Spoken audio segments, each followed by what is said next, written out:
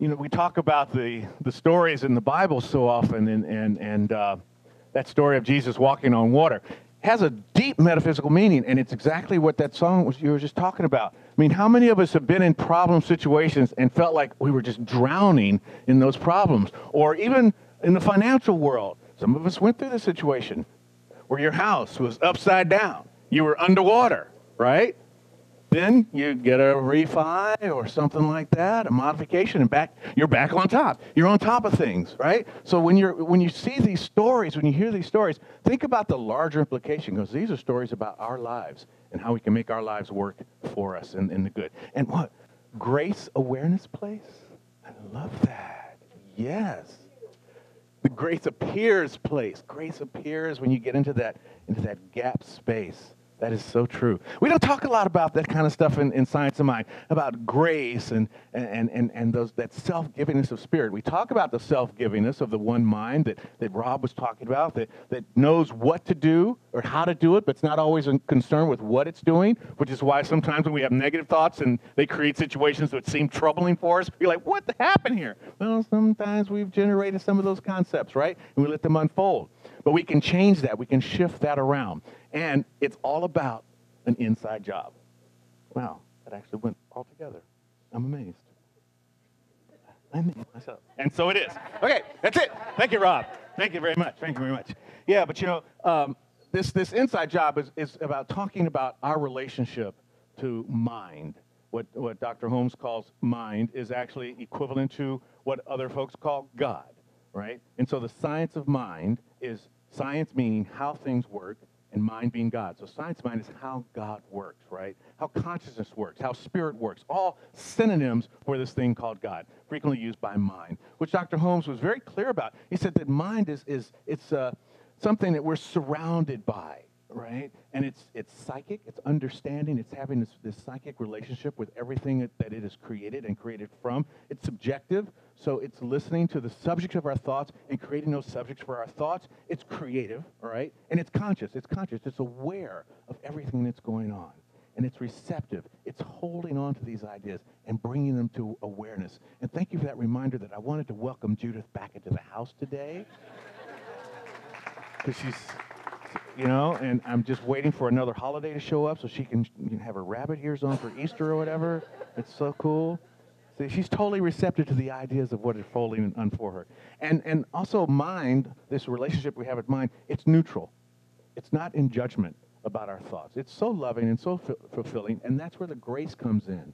It's so loving. It has the grace to allow us to work through the challenges that come into our lives and know that we're going to get there on the other side. I like to think of challenges as kind of just detours to the ultimate outcome, When you take a detour, when you're on the highway and you take a detour, and I just had one of those last week when I was going to Fresno. I had to take a detour, get off the 99, but I got back to the 99. The detour just takes you a different route, but you get back to where you're going. And sometimes our challenges are that same way, and that's where the grace of spirit comes in. That's where our inside job relationship comes to work for us. If we can trust that we have this inside relationship with spirit, and then we get on those detours and trust spirit, it will help us to get the wisdom to guide us back to the eventual destination that we're trying to get to. When I was coming up with the talk, I was thinking about this relationship and inside job stuff, and it made me think about Flip Wilson. What was Flip Wilson's famous line, do you remember? He had another one. What you the devil made me buy that dress. Killer paid for it, but the devil made me buy it. Yeah, no. What you see is what you get. What you see is what you get. And there's an author, Richard Wright, I think he wrote The Native Son, and he says that we are more than what we seem, right? We are more than what we seem, and what you see is what you get. And I'm thinking that that's exactly true. What you see is what you get, but we are also more than what we see and more than what we seem because we have this relationship with this higher power, with this inside understanding of spirit that works for us. Dr. Holmes has this wonderful thought about this concept. He says, don't think of this mind that we're talking about. Don't think of this mind as being in you. And this is really powerful to think about. Don't think of this mind as being in you. Rather, think of yourself as a center in this mind. And that, the difference there is it's not something out here that has come down inside you. It's something that's all around that you are centered within. So there's this warmth, this embrace, this understanding that everywhere we look and everything that we do and everything we're about is about the business of God. It's about this understanding that we have this relationship that helps us to move forward in our lives. I love how Dr. Holmes nailed it down when he was asked before a conference one time. He was asked, what is this thing you talk about all the time called religious science, science of mind? What is it? And he coined this idea. He said, the science of mind is the laws of science, the opinions of philosophy, and the insights of religion. Am I echoing? A little bit? Okay, I'll keep talking. The laws of science, the opinions of philosophy, the insights of religion apply to the needs and the aspirations of mankind. These ideas that we talk about in Science of Mind that he came up with back in 1911 are starting to be proven by the science of today. This thing called mind has been studied by neurologists and neuropsychologists and even neurotheologists to figure out what is mind. And this one guy, his name is Dan Siegel at UCLA. He wrote a book called Journey to the Heart as Being Human, or something to that effect. And he says that science, they make the mind really complex and complicated. There it is, the complex, complicated idea. Look at this. Mind is, a key component of the mind is the emergent, self-organizing process, both embodied and relational, that regulates energy and information flow within and among us. What? I really like what Dr. Holmes said. He says, mind is God. Done. You know? But if we break that down, if we break that down, the key component of mind is that it is self-organizing. Our ideas, through the mind, through our mind, they become organized into the experiences of our life. And this process happens when we embody this truth, when we hold it within ourselves and truly understand that we have this relationship, that we are in a center in that is God itself, right? And so that means that if it has to be embodied, then we're in relation with it, see? It's part of us. We're in relation with it. And so that process, when we embody it and understand we're in relation with it, then the powerful, infinite power, the infinite substance that is mind itself, you see, that energy and information flows not just within us, but also flows among us. So that we're all interconnected constantly. This is one of the challenges that we're going through in the world today. We are so interconnected that some people's interconnections are bugging other people's interconnections. Because we have individualized concepts. But over time, it's really getting better. It's amazing. I'll talk more about it when I finish the book. But I'm reading this book now that talks about all of the great things. This new sound is amazing. It's got all kinds of stuff going on. But this book, it talks about how so many of the things that we think are bad in the world today are really better than they've ever been before.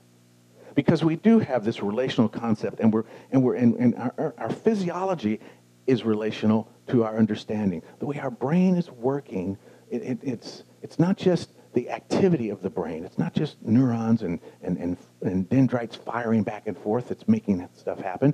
It's this larger experience, because we're all centers within the one mind. It's the way we connect. We rub up against each other, like when the cells touch. The neurons, the nucleus of cells are not the brains. They're not the communicating portions of the cells. That's not what the brain is.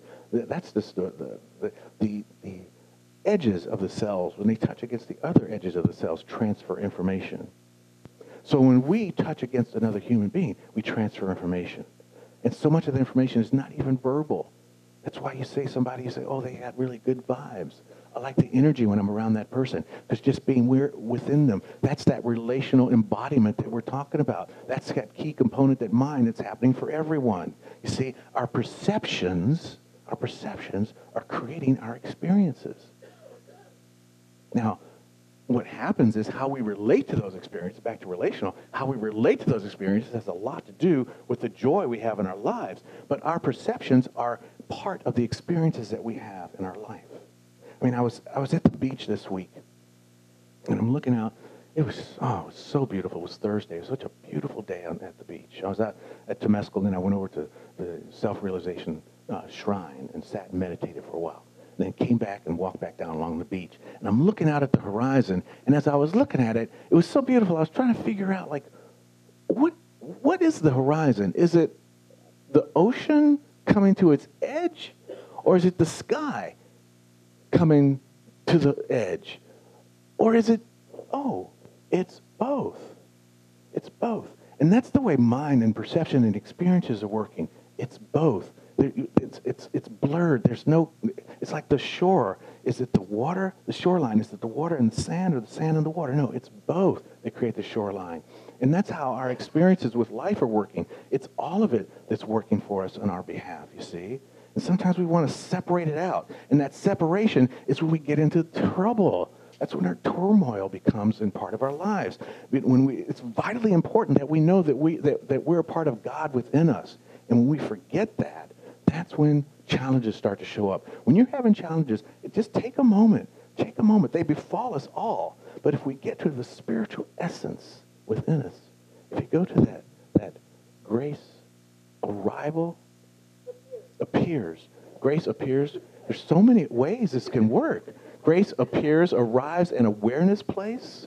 When we can get there during those times of trouble, that there's a spiritual guidance that's there with us in the past, it's there with us in the present, and it's there to take us forward into the future.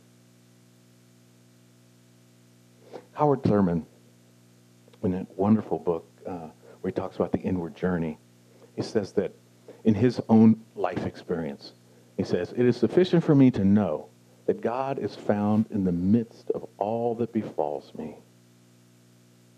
God is found. Sometimes when we're in the middle of our turmoil and our trouble, the last thing we want to think about is that God is here present. But that should be the first thing we think about, that God is here present. And in that relational embodiment moment, we open ourselves up to an infinite storehouse of wisdom that can help move us forward. Because connection to mind is the key to solving any of the challenges in our lives. This is this is the crux of the inside job story, is that when we're in our, and we all get them. This week, we've all had them, right? Everybody does. Yet we come here sometimes and we feel like we have to be so happy and chipper, and yeah, it's a great place to be happy and chipper. But I want you to also get it in your heads that we have to come here when we're not happy and chipper to join up with the other relational embodiment beings that are feeling that joy that we might not be feeling at that moment, so we can get the juice of that vibrational energy, so we can get down into source and move ourselves back into our wholeness. That's part of our spiritual community. That's part of what we do. And I hear from you. I love it when we get the hugs at the door, but my heart breaks when people say to me, "And I haven't come lately because I just haven't been feeling good." Oh, that's when I want you here. That's when I want to love you up the most. I love making the jokes. You know I do. Here, look, here are my socks. I love that. I love that. But I also love to just feel the magic of that moment where we can get quiet and feel the guidance of Spirit working the mystical journey toward wholeness and healing. Because that's what the science of mind was all about. That's when it got started. It got started in the early 1900s when people would go to the doctor and the doctor would kill them, like regularly. Not where they had big old health insurance premiums that made, the malpractice suits and all that stuff. That happens because it's rare. It happens, but it's rare now. But it used to be kind of scary, you know? I mean, the guy behind the bar would pull your teeth back in the gold rush days. That wasn't good stuff. So the science of mind came along, and Mary Baker Eddy and Christian Science, it came along to teach us about the power of our minds to heal our lives, to heal our bodies. And that's what it was all about. And now we got that going on, and we extended it, and you know what? I can actually get a better job. I can get a better relationship. I can find a house I want. And we got all these things that were good, great. I love good things. I like pretty shirts, new clothes, new microphones. I like good stuff. That's cool. But now the next thing is to start healing the planet healing our relationships around the world. My brother is over in South Africa right now. It's a thing called Arm in Arm in Africa. They're going to different schools and universities and singing and teaching the young kids songs and stuff. And it's just amazing to see all these different people from all these different countries coming together to help these young kids learn a better way of living in their lives. And to learn from these young kids better ways to live in their lives. This exchange that's going on, this relational embodiment, this inside job spreading its wings out all over the world. That's what life is all about right now. But we get down in our troubles and we forget to go deep, to go in and get the good news. There was this farmer in Texas back in the turn of the last century, living through a drought. He had a wonderful farm, but he wasn't growing anything. His crops were dying. His cows weren't drinking any water. They were dying. He was like, oh my gosh, what am I going to do? What am I going to do? It was a knock, knock, knock at the door. The guy says, I think there might be some oil on your property. Look, I'll drop off all the materials to put together a well. You put it together, and any oil that we find on your property, we'll split it with you, 50-50. He said, okay, that's not too bad. So they drop off material. He puts a well on there, and sure enough, not just some oil, lots of oil was underground on this guy's farm. All these years, he's been farming and just struggling to make it, and there's oil underground. The point of that story is that's how our lives are. There's oil underground. There's oil in the divine. There's riches in the divine. If we just dig deep, if we stop looking around at all the stuff that's dying in our lives and the troubles in our lives and get silent for a minute and go within to the inside job and accept that guidance and that grace, maybe, and there you go. It's just that simple. That's our journey. That's what we get to do. That's where the solutions happen. It takes listening within and doing so with a sense of compassion for yourself to know, I got myself in this mess, but you know what? I have a power within me. I got a big God, and I'm a center within that big God that I can help it. Think about this right now. Think about right now. Here you are, sitting in your seat, up as far as you can go in space in your mind. What is there? Just more. Down as far as you can go. Once you get through the earth and past China, as far as you can go. What's there? More. To the left, to the right, more. Infinite, infinite, infinite. What does that put you? At the center. At the center of all of that infinity, all of that power, all of that substance. My God, that is cool. But, we got these habits. We got these habits that tell us we're not good enough or we're not worthy or I don't know how or I can't do it. And it's never, ever I can't. It's I won't. It's I won't. But I know that you will because you can, because we all can. But we got to sometimes stop all the multitasking. Golly, I wish I was a police officer sometimes. I see so many people self-driving. It just, you're driving down the freeway, you're cruising along at 70, 85. But you're cruising along at a good clip. And all of a sudden, and you look around and there's nobody in front of that person. And so you pull over to the right and you go by, and I don't know, maybe I'm the only one. But if I run into somebody that's going a little slower than me on the freeway, when I go next to them, right? Don't you? I dare you to drive past somebody going slow and not look at them. You'll look at them in the rearview mirror. You will, And what do I see? Still driving. We believe because we got all this technology and stuff that we should be, if we're doing something that's like an appliance, because a cell phone's almost like an appliance now. The difference in technology and appliance. Toaster's an appliance. Toaster always works. Cell phone's almost an appliance, right? So there they are on their appliance, multitasking. We think we got something like that. We can do that all the time. But it's crazy. I was walking down Vermont the other day. Guy was cell walking. And I'm like, and he was like, he had radar in his brain or something. Or maybe he was using his GPS, and I had my GPS connected to his GPS because he's coming at me, so I'm kind of walking over here, and he's walking over there with me. I finally had to say, heads up. He looked up, and he had to get out of the way, Now, in some ways, habits are cool. And there's some habits that are good. I mean, I wouldn't want to learn how to tie my shoes every day. It would be really I would always be late. It would take a really long time to get anywhere, or I'd have to wear Velcro shoes all the time. Right? I don't like loafers. My feet are kind of narrow, so loafers always kind of slosh. So I'd have to have some kind of support, right? And back to driving, God knows I wouldn't have to learn how to drive every day. I wouldn't. If all of us had to learn to drive every day, I don't even think I'd leave the house because I wouldn't even want to walk because you might be up on the sidewalk, you know? So thank God we have some of these habits. Some of them are good. But some of the habits absolutely get in our way. And the multitasking habit of thinking we have to do something else while we're doing this is one of the biggest habits we need to try to break, right? So we can get back to the inside job. One of my teachers, a guy named Robert Frazier, wrote a book called Sufi Talks. He's a dervish. And he says that whenever we try to do several things simultaneously, we are developing the habit of distracting ourselves. That's not a good habit, distracting yourself. Particularly go back to the challenge moment. When we get into the challenge moment, if we're in the habit of distracting ourselves, rather than getting silent and going within and listening for that divine guidance that knows past, present, and future, getting close to that thing that we're a center of, in the middle of, instead of doing that, we distract. Turn on your favorite propaganda news station, whether it's MSNBC or Fox News. They're both propaganda. I don't know where fair news is anymore, but that's another story. Do you know what I'm saying? You put on music, or Netflix, or YouTube, or Facebook, Instagram, like. I mean, all of that, and when you're done, where are you? You still got your problem, right? This habit of distracting ourselves, let's get singular. And even when you're washing the dishes, try it. Turn off the music and just wash the dishes.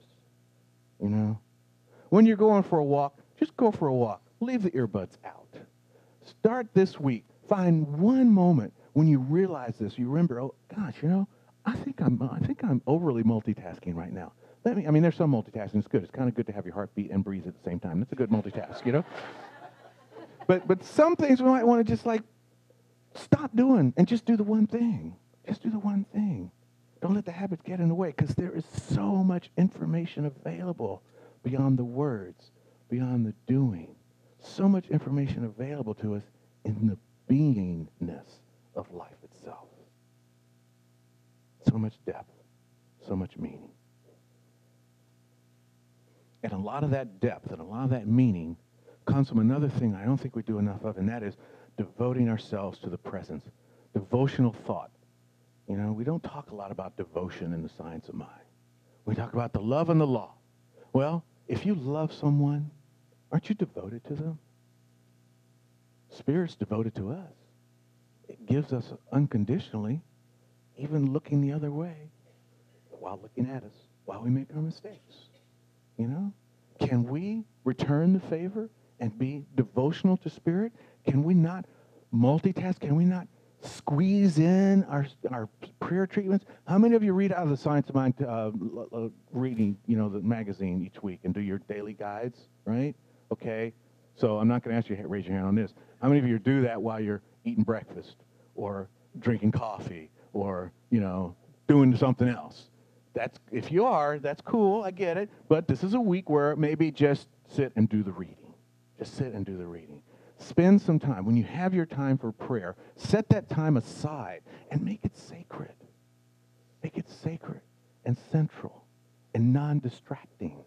Just focus on that moment to develop the habit of knowing that this is where I want to be, because your perceptions and your experiences are so closely tied. If your perception includes the perception that you're always inside this thing that is God itself, if that's part of your perception, then that becomes part of your experience. Your experience becomes more of a God-like experience everywhere that you go. There's an African-American educator named Benjamin Mays, and he wrote this. He said that the mind is and always will be our primary business. And he was talking about the brain and the learning that goes on. But I was looking at that last night, and I thought, wow, that has such deep metaphysical impact to our lives, that the mind, God, is and will always be our primary business, because we live as a center within mind. And so that makes it primary. Number one. If we can make that our number one relationship, our lives will shift. They will change. And if you think it's good now, test it. Be a religious scientist. Do the experiment. Make it your primary business and see where it takes you. Get serious about devotion, and it will create a sense of belonging, not just to this relationship to God that you have, but remember, it's relational in that all of us are centers in the divine. So it begins to become a part of our relation with each other, and that shifts and lifts the tide of the entire planet. Because as I've said so many times, there are no boundaries to our thoughts. You know, they keep going on. If you don't believe me, watch that, Galaxy Quest. Do you remember the movie Galaxy Quest? Anybody watch that? Am I the only nerd in the house? Dude, thank you, nerds. Oh, man. So the premise of that show was there was a TV show that was broadcast here, and the waves just kept going until they went to another galaxy, and they didn't know it was a TV show. They thought it was just the beaming of the philosophy of that world. So they created what? Historical documents, they thought it was. Historical documents. And it looked good. So they based their whole society on it. And then when their society went kaputs, they came here to figure out the answer. And the answer turned out to be Tim Allen in a TV show. It was crazy. Go check it out. It's a fun movie. But all that to say that there are no boundaries. Our thoughts are like that. They're just going out there. But since we're all interconnected, if we can get back to this understanding that we are sinners of the divine, interconnected with one another, we could do amazing things to change the planet, to shift things all around, including our own life. Yeah. What we see is what we get. But what we see, we get from the more than we seem to be. What we see, we get from the more that we seem to be. And that more begins with remembering that it's an inside job. And so it is.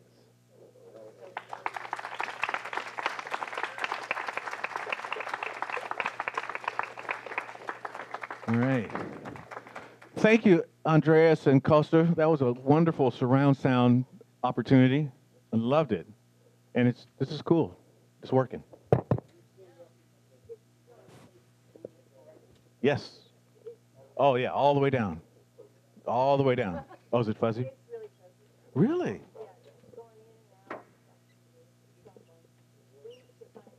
My goodness.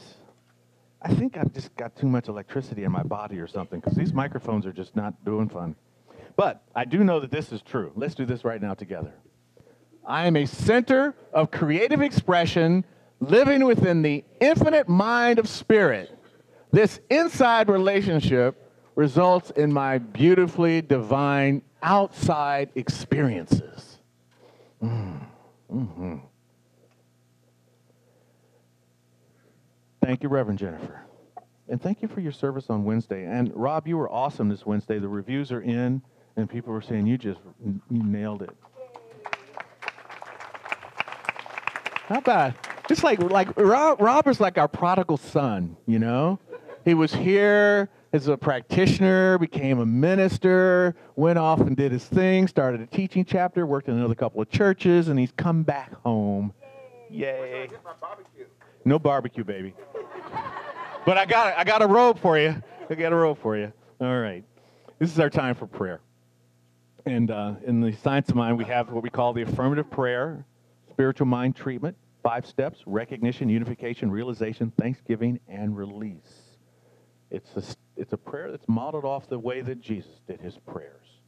And it feels pretty powerful.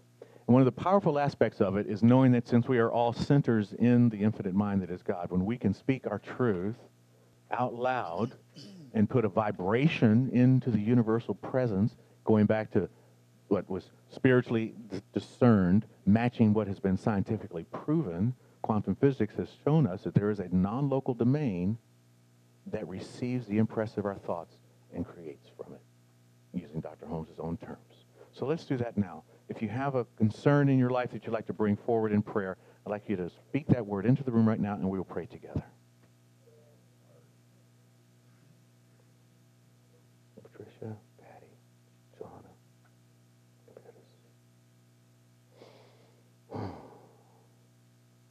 this is what I know. That there's one life. That life is God. That life lives and moves and has its being within each and every one of us. We are that opportunity for God to be more fully expressed in the world. And each and every person that we have spoken into the room, whatever condition we have shared into the room, is also a center within this divine mind, having the full opportunity to open itself to the wisdom and the substance and the supply of the universe. So at this time and in this moment, we allow something to unfold that is greater than it has ever been, something that is more healing and whole than it has ever been, to come forth now in this moment as right action and divine guidance, as harmony in relationships, as love between friends, as forgiveness between neighbors, as leaders coming together arm in arm across the table and sitting later side by side in agreement. Knowing that there's something powerful in our word and powerful in our consciousness, we allow that to unfold in time and space to lift the entire tide of the planet to a new way of being. It's time. We are the ones present here now to allow grace and love to combine with the power of law to create perfection in the world. That world that works for everyone in a better way than it's ever worked before. So standing in the presence of that truth, standing for that truth in gratitude for all that we know and all that we share and all that we are, I release this word into the perfect law that hears and obeys by always saying yes, and so it is. Mm-hmm.